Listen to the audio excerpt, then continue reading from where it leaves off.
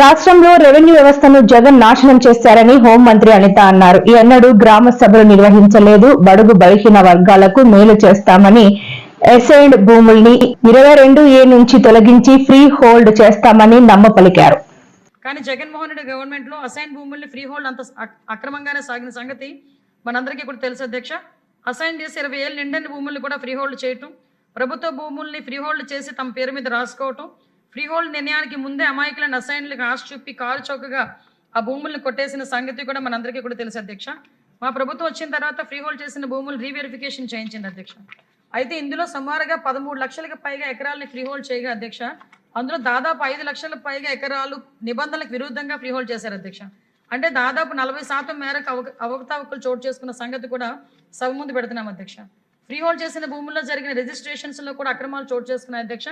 25,000 ఎకరాలకు పైగా రిజిస్ట్రేషన్ జరగగా అందులో 8,000 ఎకరాలు చట్టవిరుద్ధంగా రిజిస్ట్రేషన్ జరిగినాయి అధ్యక్ష. అంటే అధికార బలాన్ని అడ్డు పెట్టుకుని ప్రైవేట్ భూములను కూడా కబ్జాలు పెట్టారు అధ్యక్ష. ప్రభుత్వం మారిన తర్వాత అధ్యక్ష వైసీపీ నేతల బాధితులంతా అధ్యక్ష మా ముందుకు వచ్చి గోడు వెళ్ళబూసుకున్న పరిస్థితి కూడా అధ్యక్ష. మాక్సిమం గ్రీవెన్సెస్ చూస్తే అధ్యక్ష పోలీస్ డిపార్ట్మెంట్కి రెవెన్యూ డిపార్ట్మెంట్కి కలిపి ఉన్నవి 70% భూ వివాదాలు అధ్యక్ష.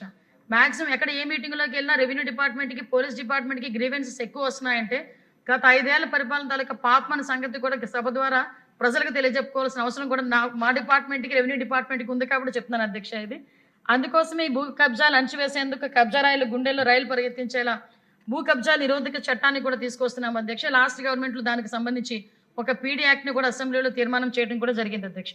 అంతకుముందే ఈ భూ యజమానులను భయాందోళనకు గురి చేసిన వారి ఆస్తుల పాలట ప్రమాదంగా మన ల్యాండ్ టైటిలింగ్ యాక్ట్ని కూడా రద్దు చేయడం జరిగింది అధ్యక్ష. కేంద్ర ప్రభుత్వం ఒక మంచి ఉద్దేశంతో నిధులు సమకూర్చి రీసర్వే డిజిటలైజేషన్ చేయమని చెప్తే అధ్యక్ష దాని స్వార్థ ప్రయోజనాలు వాడుకున్న పరిస్థితి కూడా లాస్ట్ గవర్నమెంట్లో కనిపించింది అధ్యక్ష. రీసర్వే ప్రాజెక్టు మొత్తాన్ని తప్పులు తడకలుగా మార్చింది. గత ప్రభుత్వ కాలంలో 6,688 గ్రామాల్లో భూములు రీసర్వే పూర్తి చేశారు. దీని మీద కూడా చాలా కంప్లైంట్స్ ఉన్నాయి అధ్యక్ష. భూ యజమానులు అనేక రకాల ఇబ్బందులు ఎదుర్కొన్నారు అధ్యక్ష. అందులో దారుణం ఏంటంటే భూ విస్తీర్ణంలో తప్పులే, సరిహద్దుల్లో తప్పులు, పేర్లు దిద్దుబాటు, భూ వర్గీకరణ సమస్యలపైన భూ యజమానులు చాలా అసంతృప్తి వ్యక్తం చేసిన పరిస్థితి కూడా మీకు తెలుసు అధ్యక్ష. భూ యజమానులు పడుతున్న అనేక రకాల ఇబ్బందులు గ్రహించి ప్రభుత్వం వాటి పరిష్కారానికి రీసర్వే పూర్తయిన గ్రామాల్లో గ్రామ సభలు నిర్వహించింది అధ్యక్ష. ఈ తహసీల్దార్స్, మండల సర్వేయర్స్, గ్రామ సర్వేయర్స్, విఆర్ఓస్ గ్రామ సభలకు వెళ్ళి భూ యజమానుల నుంచి ఆర్జీలు కూడా స్వీకరించడం జరిగింది అధ్యక్ష. మొత్తం సుమారుగా 2,79,712 ఆర్జీలు వచ్చినాయి అధ్యక్ష. అంటే ఇంత రీసర్వేలు ఎన్ని తప్పులు తడకలు ఉన్నాయో మనకి అర్థమవుతుంది అధ్యక్ష. సుమారుగా ఆర్జీలు 98% మేర ఈరోజు గవర్నమెంట్ పరిష్కారం కూడా చూపించింది. మిగిలిన 2% కూడా నెలాఖరులోగా పరిష్కరిస్తామని చెప్పి సభ ముందు ఉంచుతున్నాం అధ్యక్ష. జనవరి 20వ తేదీ నుండి రీసర్వేని రాష్ట్ర వ్యాప్తంగా తిరిగి ప్రారంభించాం. అయితే ఈసారి ప్రతి మండలానికి ఒక గ్రామాన్ని పైలట్ ప్రాజెక్టుగా తీసుకుని గత ప్రభుత్వంలో జరిగిన తప్పులు తరగతులకు ఆస్కారం లేకుండా పక్కా ప్రణాళికయుతంగా రీసర్వేని కూడా చేస్తున్నాం అధ్యక్ష. ప్రతి గ్రామాన్ని బ్లాకులుగా విభజించి ఒక్కో బ్లాక్లో 200 నుంచి 250 ఎకరాల వరకు రీసర్వే చేస్తారు. ఒక్కో బ్లాక్ 2 సర్వేయర్లు, ఒక విఆర్ఓ, ఒక విఆర్ఏని కూడా ఇచ్చాం అధ్యక్ష. ఆ బ్లాక్లో ఉన్న రైతులందరితో కలిపి ఒక వాట్సాప్ గ్రూప్ కూడా ఏర్పాటు చేశారు. ప్రత్యేక సమాచార వ్యవస్థను కూడా ఏర్పాటు చేయడం జరిగింది అధ్యక్ష. స్థానికంగా నివాసం ఉండిన భూ యజమానుల విషయంలో వాట్సాప్ కాల్ లేదా వీడియో మెసేజ్ ద్వారా వారికి సమాచారాన్ని పంపి వారి సమ్మతి తీసుకోవడం మరియు సర్వే సమయంలో వారి ప్రతినిధిని నియమించుకునే అవకాశం కూడా కల్పించడం జరిగింది అధ్యక్ష. రోజుకి 20 ఎకరాలు మాత్రమే సర్వే చేస్తున్నాం. సర్వే చేసే ముందు అందరికీ నోటీసులు ఇచ్చి వారికి ముందుగానే సమాచారం ఇస్తాం. జగన్ రెడ్డికి సరిహద్దు రాళ్లపై పాస్ పుస్తకాలపై బొమ్మలు వేసుకోవాలని పిచ్చి తప్ప రీసర్వేని సక్రమంగా చేసిన పరిస్థితి కూడా కనిపించలేదు. అయితే మా ప్రభుత్వం రీసర్వేని చాలా పగడ్బందీగా సమగ్రంగా తప్పులకు ఎలాంటి ఆస్కారం లేకుండా చేయిస్తుంది. అంతేకాక జగన్ బొమ్మలను తొలగించి రాజముద్ర, క్యూఆర్ కోడ్ ఉన్న పాస్ పుస్తకాలను భూ యజమానులకు అందిస్తుంది అధ్యక్ష. ప్రభుత్వ పెద్దల వద్దకు పెద్ద ఎత్తున రెవెన్యూ సంబంధించిన ఫిర్యాదులు ఎక్కువగా వస్తుండటంతో వాటి పరిష్కారానికి రెవెన్యూ శాఖనే ప్రజల వద్దకు వెళ్లి రాష్ట్ర వ్యాప్తంగా రెవెన్యూ సదస్సులను 6/12/2024 నుంచి 8/1/2025 వరకు కూడా నిర్వహించాం అధ్యక్ష. ఈ సదస్సులకు ప్రజల నుంచి పెద్ద ఎత్తున స్పందన వచ్చి ప్రజల వద్ద పెద్ద సంఖ్యలో పాల్గొని తమ ఆర్జీలను కూడా సమర్పించారు అధ్యక్ష.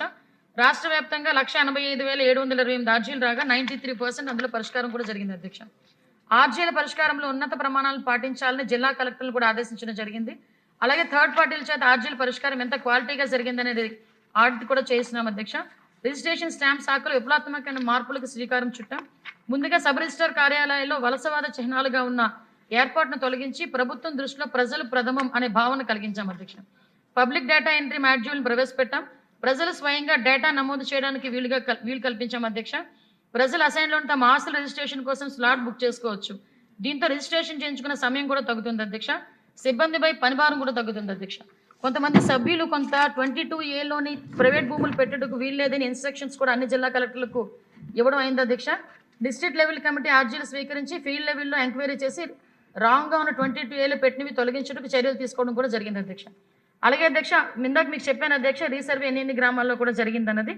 ప్రస్తుతం 628 గ్రామాల్లో శాస్త్రీయబద్ధంగా రీసర్వే జరుగుతుంది అధ్యక్ష. అదేవిధంగా April 2, 2025 registration department dynamic queue management system ద్వారా అడ్వాన్స్ స్లాట్ బుకింగ్ కల్పించడం కూడా జరుగుతుంది.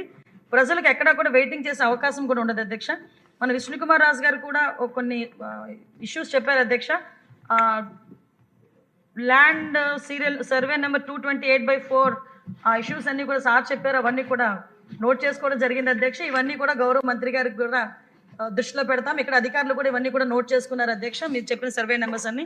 అదే ల్యాండ్ బిలాంగ్ టు NRIs కూడా చెప్పారు అధ్యక్ష, మధుసూదన్ రాజు అండ్ శ్రీమతి రాధా గారు. దాని కూడా అవి కూడా అధికారుల దృష్టిలో పెట్టి సమస్యకు పరిష్కార దిశగా ముందుకు తీసుకెళ్తాం అధ్యక్ష. 2025-26 ఆర్థిక సంవత్సరానికి రెవెన్యూ, రిజిస్ట్రేషన్, స్టాంప్స్ మరియు రిలీఫ్ శాఖలకు గాను మొత్తం 3,840 కోట్లు 88,90,000 కేటాయించాం. ఈ డిమాండ్ గౌరవ సభ్యులందరూ ఆమోదించాల్సిందిగా కోరుతున్నాను అధ్యక్ష.